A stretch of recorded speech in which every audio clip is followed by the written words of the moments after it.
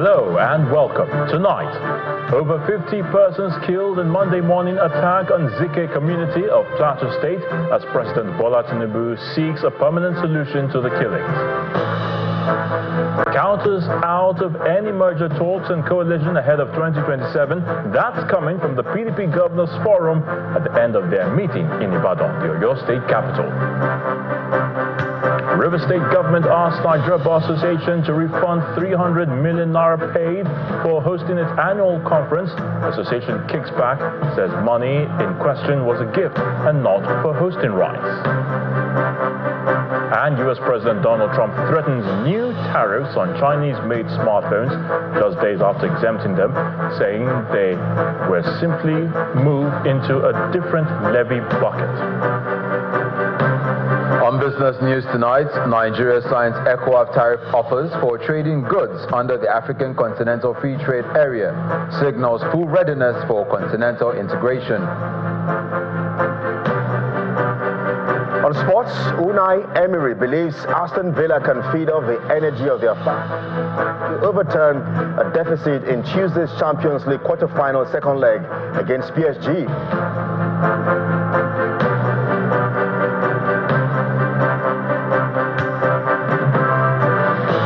And from the nation's capital, Vice President Kashim Shettima launches the Akwa Ibom State Human Capital and Strategic Plan with assurance of the federal government's support to complement the efforts of states.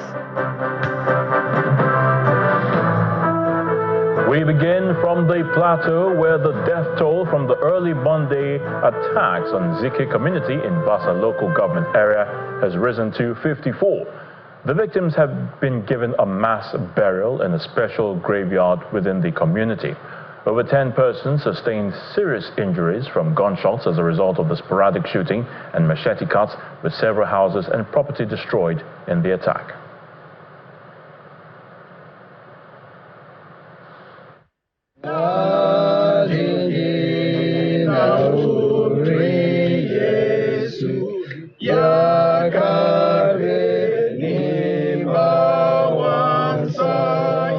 Four persons, mostly women and children, have been given a mass burial at Zike community following the unprovoked Monday morning attacks by suspected herdsmen.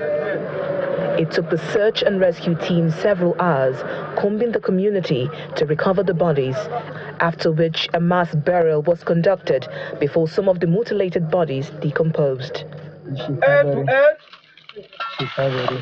dust to dust, ashes to ashes.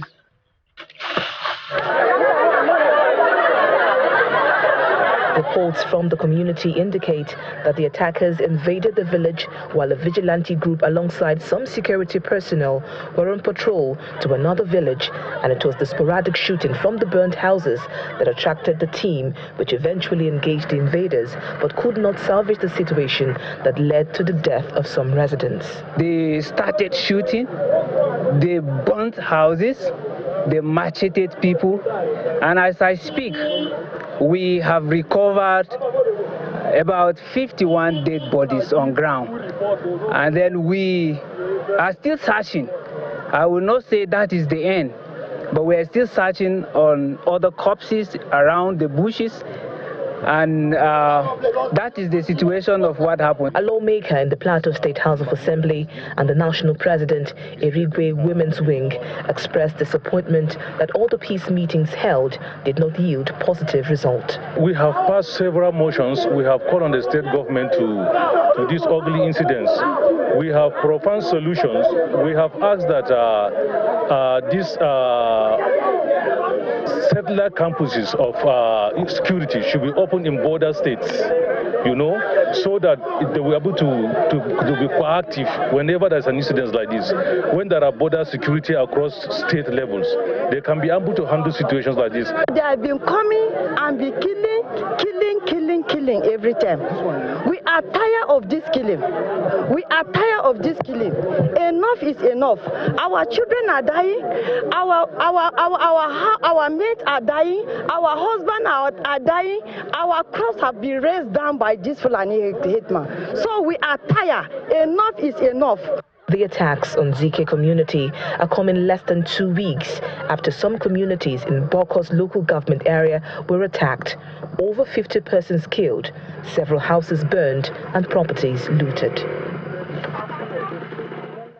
Meanwhile, President Bola Tinubu has strongly condemned the latest violence in Plateau State, which has claimed over 50 lives. In a statement by his spokesman, Mr. Bayo Ononuga, the president extended his sympathies to Governor Caleb Mutfwang, the state government and the people of Plateau, while urging him to summon the necessary political will to resolve the crisis and establish enduring peace. According to the statement, the president has instructed security agencies to thoroughly investigate the crisis and identify those responsible for orchestrating the violent acts. The statement reads in part, quote, "Beyond dealing with the criminal elements of these incessant killings, the political leadership in Plateau State, led by Governor Caleb Mutfwang, must address the root cause of this age-long problem. These problems have been with us for more than 2 decades. We can no longer ignore the underlying issues. It is time to tackle them fairly and find a lasting solution. I have discussed these problems with the governor over time and offered suggestions for lasting peace." End quote. In his call for harmony among the people of Plateau State, President Tinubu emphasized the importance of love and unity beyond religious and ethnic lines. Staying in Plateau, the state governor Caleb Mutfwang is appealing to residents of the state to avail security agencies with information that will avert further bloodshed across the state. The governor made the appeal while addressing reporters after an emergency security meeting to review the latest attacks. In the meantime, I want to reassure the people of Plateau State that we are truly on top of this situation and will go to any length to be able to forestall further occurrence. At the moment, I'd like to encourage our people all over the state that please, whatever intelligence you pick up, no matter how irrelevant you think it is, please do let us know. We are ready to protect the source of our information so that no life will be in jeopardy. The race to the next general elections has already begun, and Nigerians are wondering what lies ahead of the several opposition parties to the ruling APC just 2 years from now. Well, the PDP Governors Forum has dissociated itself from any talks or move for coalition. A briefing newsman after a meeting at the governor's office in Ibadan, the Oyo State capital, the chairman of the forum and governor of Bauchi State, Mr. Bala Mohammed, noted that the group resolved that they would not join any coalition or merger, but will continue to strengthen its bond and influence to wrestle power come 2027. Our correspondent, Bukola Orewo, reports.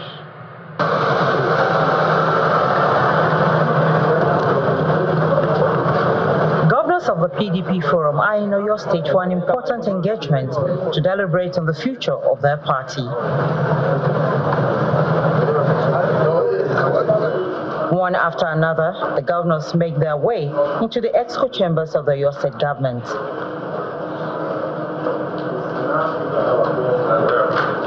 The host, the Oyo State Governor Seyi Makinde, welcomes his guests who are in the state capital for 2 days. We also have some historical significance. So that was, let me welcome you and to wish us a very successful deliberation. Thank you very much. The meeting then goes into a closed-door session that lasted about 6 hours. After the meeting, the group led by the governor of Bauchi State and chairman of the forum, Governor Bala Mohammed, briefs the press.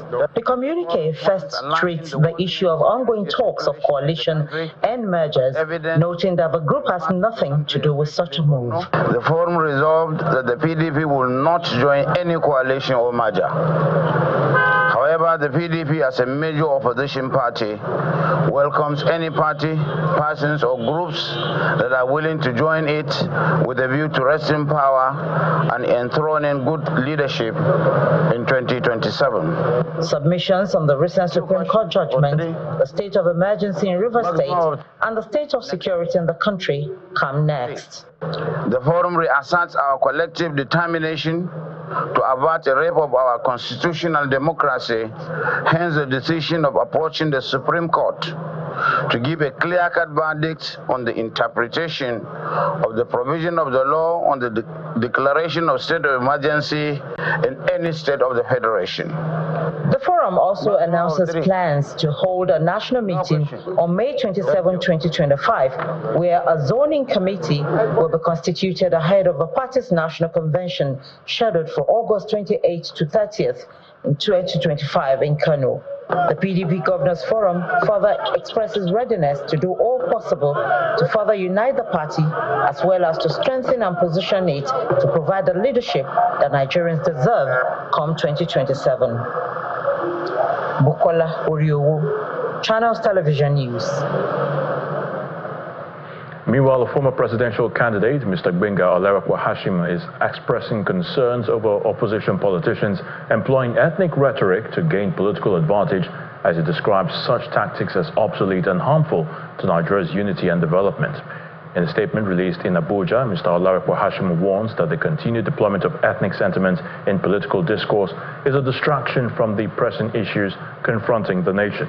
Mr. Olarekwa Hashim, who is calling for a shift towards solution-driven engagement that addresses Nigeria's economic collapse, rampant insecurity, and foreign policy failures, expressed particular concern over recent attempts to brand the administration of President Bola Tinubu as a Yoruba government, dismissing such claims as both baseless and ironic. A coalition of Rivers women have rallied in support of the state of emergency declared in Rivers State by President Bola Tinubu and the appointment of Ibokete Ibas as sole administrator of the state.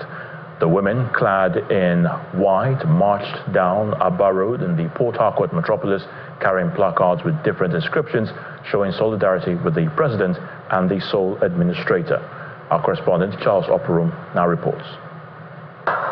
The political landscape in Rivers State continues to be a focal point, with today's protest underscoring the deep divisions within the region.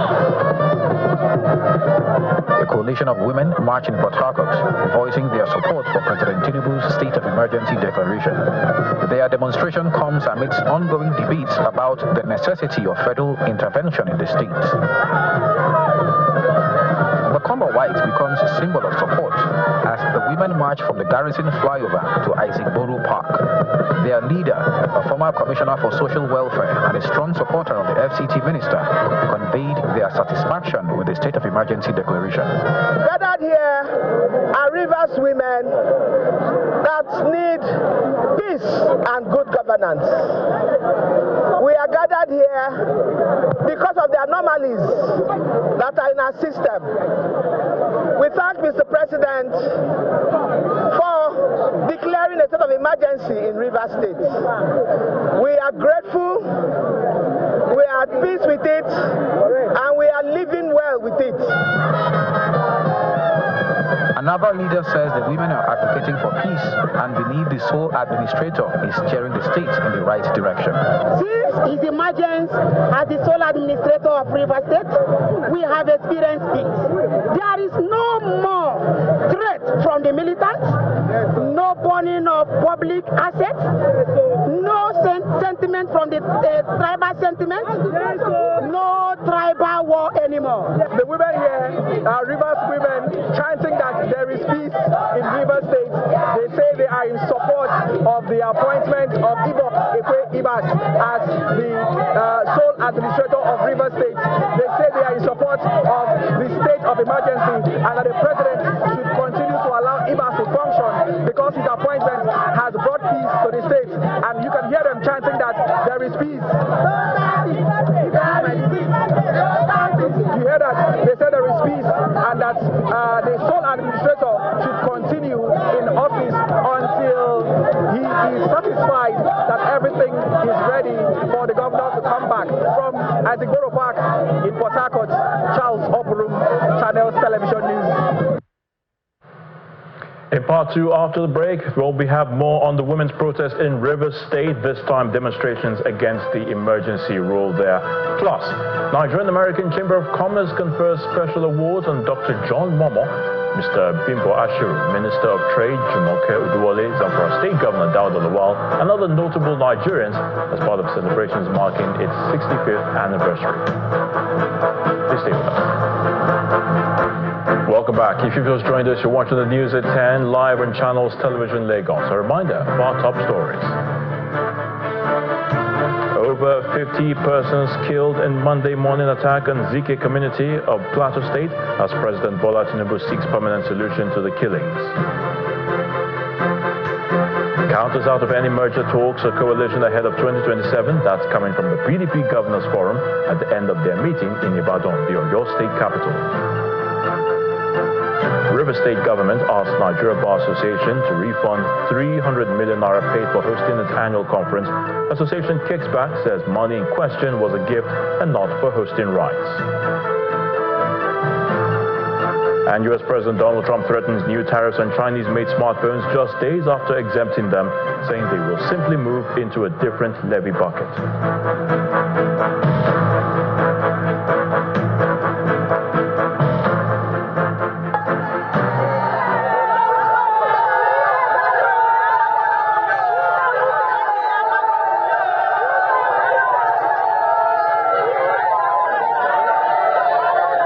While the pro-emergency rule protest was ongoing in Rivers State, another group of women took to the streets asking for the reinstatement of Mr. Siminalayi Fubara as Rivers State governor. The Solidarity March broke out at Mbiama in Ahoda West local government area of the state, with women from both Ahoda East and West carrying placards condemning the state of emergency in Rivers and demanding the reinstatement of Governor Fubara. Explaining the situation, Chief Press Secretary to the immediate past Council Chairman, Mr. Isedi Joseph, says they will continue the protest until their demands are met. The women of Ahoda West, Ahoda East have all gathered here to send their voice to the federal government, telling them clearly they do not want emergency rule in Rivers State. The women of Ahoda West have sent a very clear message that they will not be deterred. They will stay here night and day and tell the federal government that emergency rule is not constitutional. The removal of the elected leaders from the governor to deputy, even the House of Assembly members, is not constitutional. And so that the federal government should reinstate their elected leaders. That's their primary aim of coming here. But things happened in the course of their being here. Some of those things are the fact that they've been accosted with security agencies. Still in Rivers State, the government has voiced strong disappointment over the Nigeria Bar Association's decision to relocate its 2025 annual general conference from Port Harcourt to Enugu. In a statement released today by the Senior Special Assistant on Media to the State Administrator, Mr. Hector Igbekiowubo, the government described the NBA's decision, or reasons rather, for the move as misleading, uncharitable and unbecoming. While acknowledging the NBA's right to choose its venue, the statement took issue with suggestions that the current administration, led by a sole administrator, was undermining democracy and the rule of law. Criticizing what it called the NBA's selective principled stand, the government questioned the fate of the 300 million naira already paid to the association for hosting rights. It then called on the NBA to return the funds if it truly wished to uphold its stated principles. The River State government also insisted that the declaration of a state of emergency was a constitutional response to a breakdown in public order and governance. It further emphasized that President Bola Tinubu acted within his legal authority and that the sole administrator's role is to oversee a transitional process toward full democratic restoration. Meanwhile, the Nigeria Bar Association, the NBA, has clarified that the money from River State was a gift and was not tied to any purported hosting right for its annual general conference. A statement by the chairman of the 2025 NBA Conference Planning Committee, Emeka Obegolu, a senior advocate of Nigeria, clarified that the decision to host the conference in Port Harcourt was taken in August 2024 and was not a subject of any bidding process or payment of any hosting rights. The statement further said that because of the enormous cost involved in hosting the NBA conference, the planning committee usually approaches organizations, agencies of government and state governments for support, and the support requested for is unconditional and not tied to hosting rights or any rights whatsoever. It clarified that even with such gifts, the host city has no hosting right, and there is no representation by the NBA that the conference must be held in a chosen city.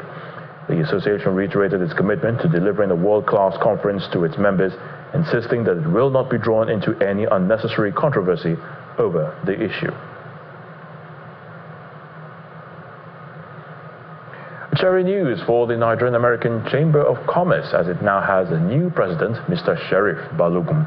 He was inaugurated as the Chamber's 20th president at an event to commemorate the 65th anniversary of the Chambers in Lagos. Several individuals, notable individuals that is, and captains of industries were also conferred with awards. Our correspondent Chris Lemps reports. It's a special evening in Lagos as key players in the business sector, captains of industries, top government functionaries, and a long list of other notable personalities gather at the Intercontinental Hotel, Lagos, for the 65th anniversary of the Nigerian American Chamber of Commerce and the inauguration of its 20th national president. The well-attended event begins with the transfer of power to the new leadership of the chamber, led by Sheriff Balogun, who delivers his inaugural speech. Under my leadership, the Nigerian American Chamber of Commerce will double down on its mission to facilitate trade and investment between our two nations through high-level dialogue, strategic missions, and stronger engagement with U.S. businesses and government entities. Macte Nigeria Limited. The 4-in-1 event also features an induction ceremony for 52 new members of the chamber. Yes, we would like to hear from our chairman. The chairman of the occasion and president of the African Finance Corporation, Samaila Zubairu, speaks on the power of cooperation while highlighting the vastness of Africa's potential in driving the renewable energy revolution. One of the largest gas fields in the world is actually offshore Nigeria, with about 17 TCF of gas on just one block.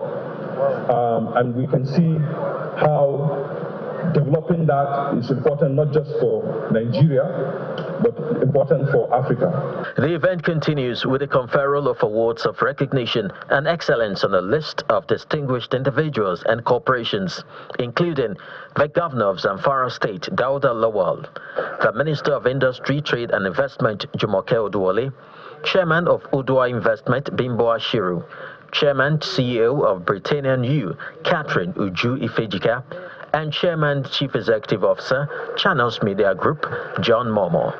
I just want to say thank you very much to the Chamber and congratulations to Mr. President. Also congratulations for your laudable achievements.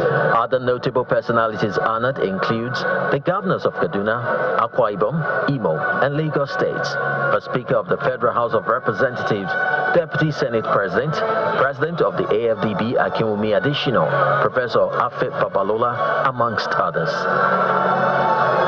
For the awardees, this recognition serves as a call to further service.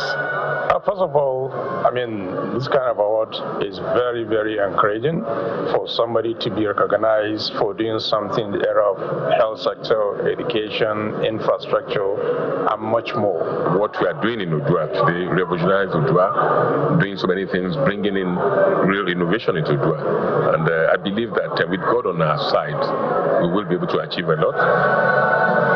The event concludes with a glimpse into what the Chamber Secretariat would look like upon its completion.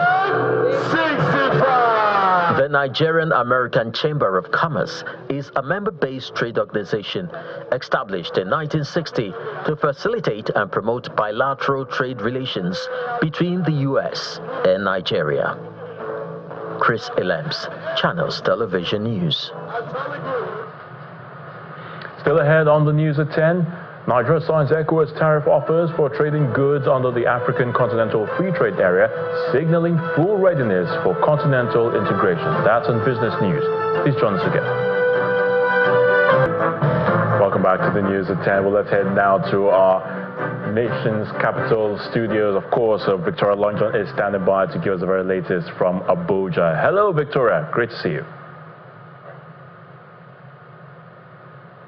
Good to see you too, Aya.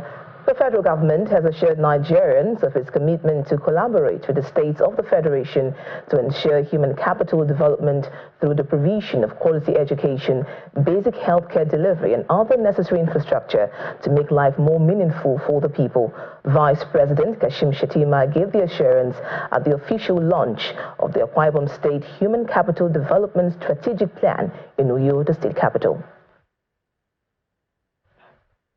The Arise Human Capital Development Strategic Plan, as revised for 2025, is the fourth in a series that will guide the Akwa Ibom State government in delivering the aspirations articulated in the National Human Capital Development Vision 2030. Thank you. This plan is anchored on the progress made so far, challenges encountered, and lessons learned from the previous and ongoing implementation, while targeting sustainable human capital development for Akwa Ibom State. The National Coordinator of the Human Capital Development in Nigeria, Rukaya El-Rufai, gives an overview of the project. The world is moving to a digital and intelligent age. By 2050, we'll be the third largest country in the world. The working age then are being born now, and then out of school children and learning poverty. Because if you remember the education pillar, beyond education, we're looking at skills. That way you can train them and they can have decent jobs that would earn them a decent living. Describing human capital development as the bedrock of development, Governor Umo Eno thanks the federal government for kickstarting the project in Akwa Ibom State. We are thrilled that our state was selected as the first for the launch of this program. This has further reinforced the fact that the federal government, under the leadership of President Bola Ahmed Tinubu GCFR, does not play politics with development, and this we deeply appreciate. You may have a great vision, you may have a great idea, but where you don't have men who are able to run with this idea and run with the idea quietly, making imprints on the sands of time. And so today I celebrate the focal person who has done such a great job. Special guests at the event, Vice President Kashim Shettima commends Governor Eno's commitment to human capital development through the provision of quality education, healthcare delivery, and support for businesses.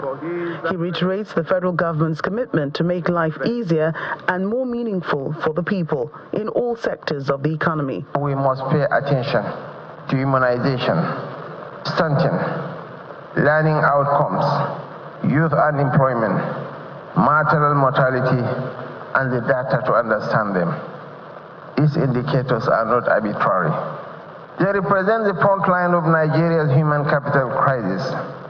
They are the pulse points of our national well-being. And as I've often said, we cannot stop what we do not measure. This is why we have launched the HCD dashboard to monitor these indicators at both state and local levels with precision. We are deploying data not for reports, but for results.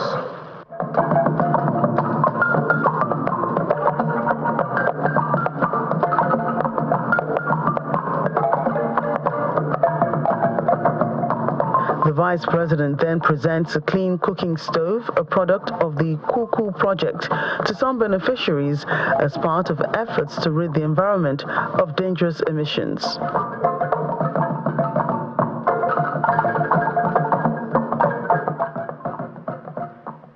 FCT Minister Mr. Nyesom Wike says the FCT administration has recorded a 95% performance in the 2024 budget, a feat never achieved in the FCT. The minister disclosed this in Abuja after inspecting several ongoing projects in the territory. Our correspondent, Benny Ark, reports. The Minister of the Federal Capital Territory, Mr. Nyesom Wike, is leading his entourage on an inspection and assessment tour of some ongoing projects. Projects inspected including the renovation of the Abuja International Conference Center, extension of Obafemi Awolowo Way, N5 from Life Camp Junction to Ring Road 3, road network in Gishiri Village, and the N16 interchange at Narcon Junction, linking Maitama to Wole Soyinka Way. The minister gives his assessment of the quality of works across all sites. The quality of jobs seen is quite impressive. I'm so happy with the International Conference Center. Those of you who knew how it was and see what it is today will be impressed that yes, that conference center is coming back to what it's supposed to be. He then announced that the N16 interchange will be inaugurated in May by President Bola Tinubu to mark his second year in office, while the N5 road project will be completed by the end of May. Inaugurated by Mr. President during his second year anniversary. We have gone to the International Conference Center, which is also almost ready. The first phase of the N5 will also be ready by the end of May. Frankly speaking, we're very impressed with what we have seen. We're scheduled. The contractors who are handling the various jobs are living up to expectation, and we are also doing our own part. The minister further made a disclosure on the 2024 budget. Statutory budgets for the FCT. The national budget has been approved and assented to by Mr. President. And so, but this job is not part of national budget. What this job is in the statutory budget of the FCT.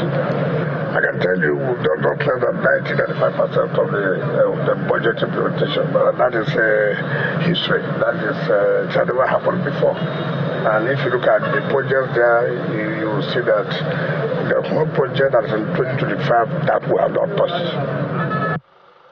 With all of these ongoing projects in the FCT, the minister says it is a demonstration of the administration's commitment to infrastructure development. Benny Ark, Channels Television News. And that's it from the nation's capital. It's now back to Ayo for the rest of the news at 10. Thanks so much, Victoria. Mazilia Motors, the sole distributor of Mitsubishi vehicles in Nigeria and a joint venture with CFAO Mobility, has launched the all-new Mitsubishi L200 pickup into the Nigerian market. The unveiling, which took place at Eco Atlantic in Victoria Island, Lagos, provided guests the opportunity to experience the new pickup firsthand. Olivier Lamour, managing director of Mazilia Motors, informed everyone present that the new L200 comes with lower fuel consumption, aided by improved aerodynamics with roof and rear spoiler combination. Launch of the all-new Mitsubishi L200 pickup is taking place at the Eco Atlantic, beginning with the arrival of guests. The event starts with addresses from management of Mazilia Motors, the sole distributor of Mitsubishi vehicles in Nigeria, and CFAO. The L200 has always proven to be a rugged vehicle, standing the difficulties of the Nigerian road, always up to the task, never disappointing us. So I'm very glad to be standing in front of you today to disclose and to launch formally the 2025 version. If you see, the last few years have been very challenging for all of us. But look at CFAO, so they have been growing from strength to strength.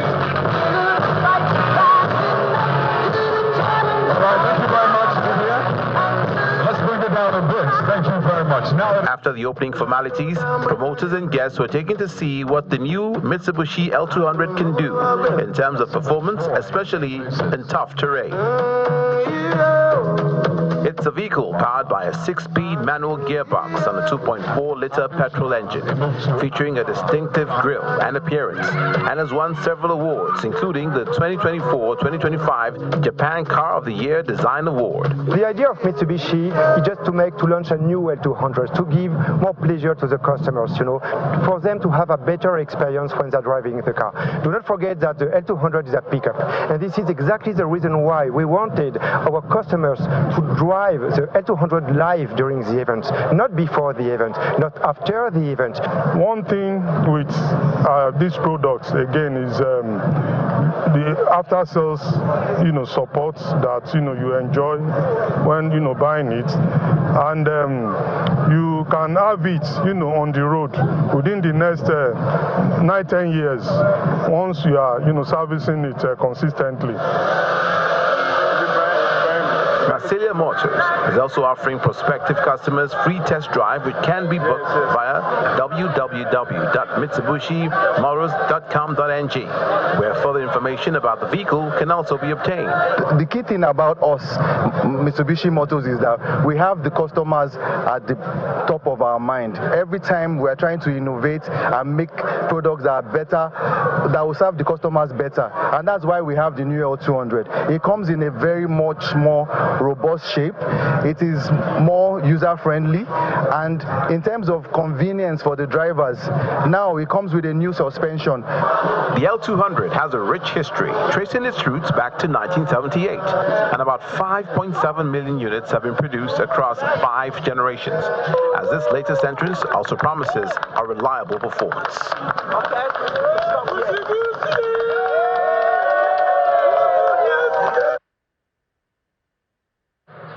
Business News is up next with Dominic Iwiwu.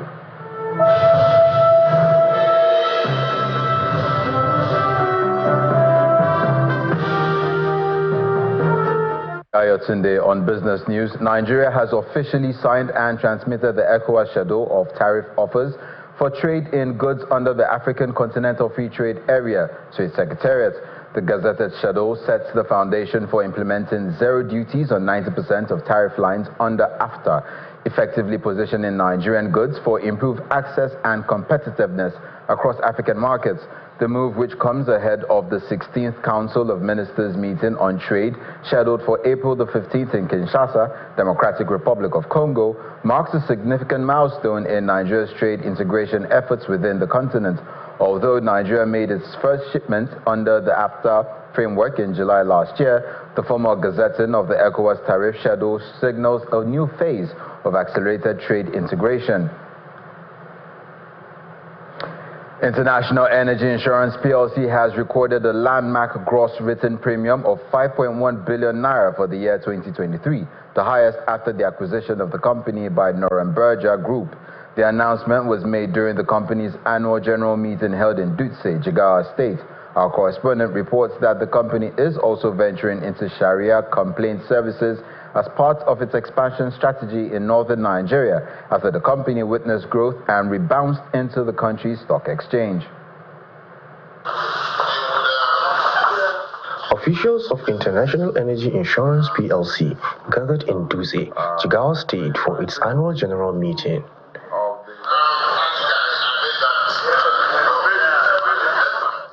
The chairman of the board of directors, Alhaji Bukar Gwani Aji, represented at the event by Dr. Jambalin Peter Said, announced that the energy insurance company recorded a gross premium of over 5.1 billion naira in 2023, a massive increase from 881.5 million naira in 2022 and 687 million naira in 2021. IEI has come through a period of transformation. It has been able to rebrand successfully. It's also recapitalizing, but most importantly, it's expanding its reach. It's expanding into different aspects, different products and services. And I think venturing into Sharia-compliant financial services is also part of the growth plan. And this is a symbolization of that effort that we hold our AGM here, and we make sure that we patronize our clients and customers up in the north. One of the defining highlights of the 44th AGM was IEI's strategic exit from the long-standing Daewoo loan.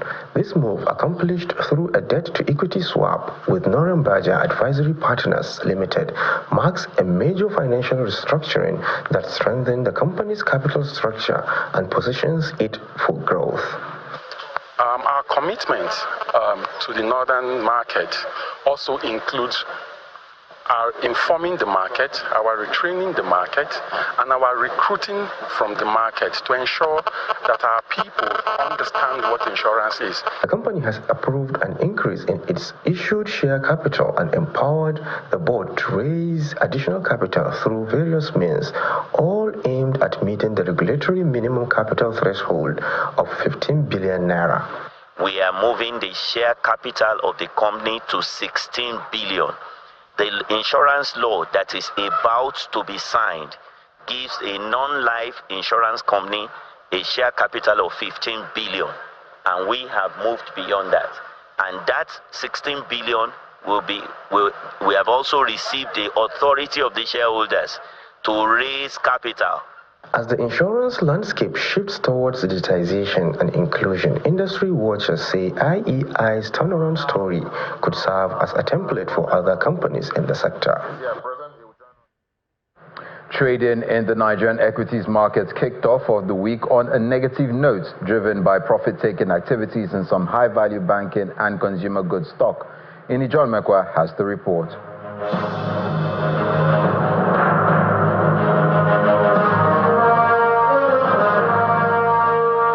Good evening, everyone. Welcome to the stock market report. Well, just when we were celebrating intraday gains, sentiments flipped at the NGX to close negative today, and the market lost 21 billion naira to bring us to 65 trillion 0.68, while all shares down 0.03%, still at that 104,000. But we noticed that we lost about 100 here because we had 104,600 at intraday. Now, looking at the course of this, we see banking.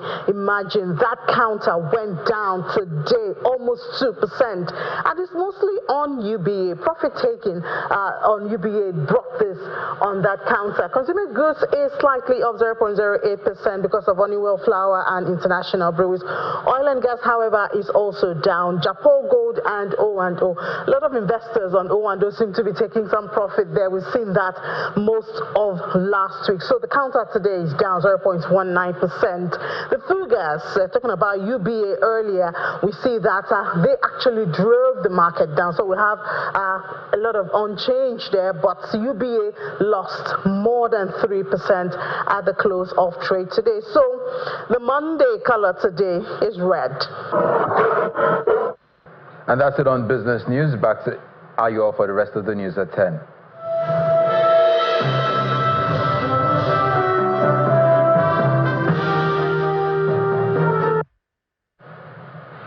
Many thanks, Dominic. Here's Simon Pusey with our international news on Around the World in 5 from our London studios. Good evening and welcome to the channel's studios here in London with your international news around the world in 5. Donald Trump says Chinese-made smartphones and other electronics will not be exempt from tariffs, adding they are simply moving into a different levy bucket. European stock markets rebounded on Monday morning after Friday's official announcement that some of these products would escape levies of up to 145%. China has called on Donald Trump to completely cancel his tariffs regime and return to the right path of mutual respect. However, US officials said on Sunday that products would be subject to a semiconductor tariff instead. Mr. President, I'm glad to see you again, sir. Thank you for coming. Ukraine's President Volodymyr Zelensky has invited Donald Trump to visit his country ahead of any deal with Russia to end the war. Mr. Zelensky made the request in an interview for CBS's 60 Minutes program. The interview was recorded before a Russian missile hit the city of Sumy, killing 34 people and injuring 117 others. Russia said it only strikes military or military-related targets, while Mr. Trump said he had been told it was a mistake, without specifying who told him. Would you invite President Trump to Ukraine? With pleasure. Please, come to see people, civilians, warriors, hospitals, churches, children destroyed or dead.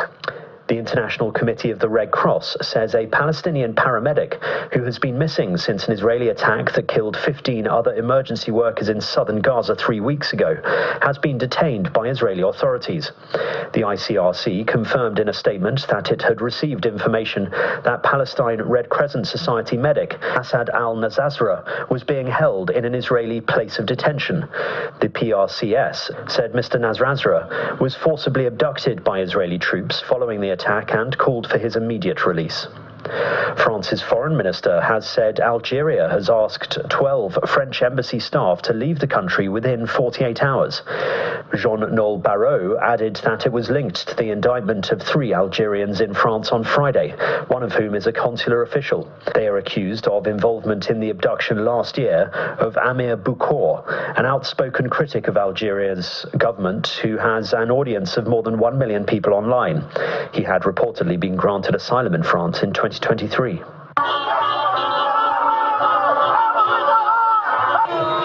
Sitting centre-right President Daniel Noboa has won the runoff round of Ecuador's presidential election, meaning he will now serve a full 4-year term. Noboa, who described his victory as historic, has only been in power since November 2023, after winning a snap election. He has defined his presidency so far through a tough military crackdown on violent criminal gangs in the country, which has become the most violent in the region. His left-wing challenger, Luisa Gonzalez, said she did not accept the result and claimed fraud without providing evidence. South Africa has appointed a special envoy to the US in an effort to ease tensions between the two countries, which have worsened since Donald Trump's return as president. President Cyril Ramaphosa announced Mcebisi Jonas's selection, adding that he would be entrusted with advancing South Africa's diplomatic, trade and bilateral priorities. The US last month expelled South Africa's ambassador, Ebrahim Rasool, over remarks he made about the Trump administration. And pop star Katy Perry and 5 other women have spent around 11 minutes in space aboard Jeff Bezos's space tourism rocket.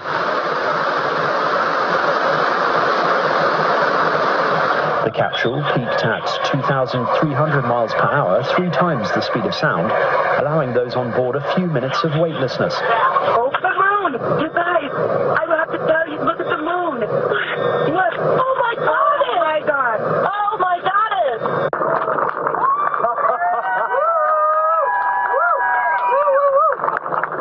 The singer was joined by Bezos's fiancée, Lauren Sanchez, and CBS presenter Gayle King. It's the first all-female crewed expedition since a solo Soviet mission in 1963.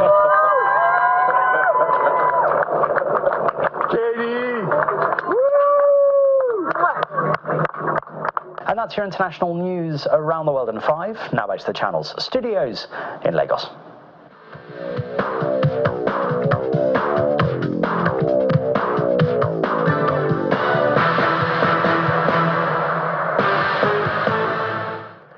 Thanks, Simon, and welcome to Sports News. The Nigeria Football Federation has decried statements in a section of the social media that it was indebted to former Nigeria captain and coach Christian Chukwu, who died on Saturday, reacting to a statement on social media that claimed the NFF was owing the 1980 AFCON winning team captain the sum of $128,000. NFF General Secretary Mohammed Sanusi said there is no record of any outstanding indebtedness to the football legend. He challenged anyone with genuine and verifiable documents of NFF indebtedness to any coach who has worked with any of the national teams over the past 2 decades to come forward and tender those documents.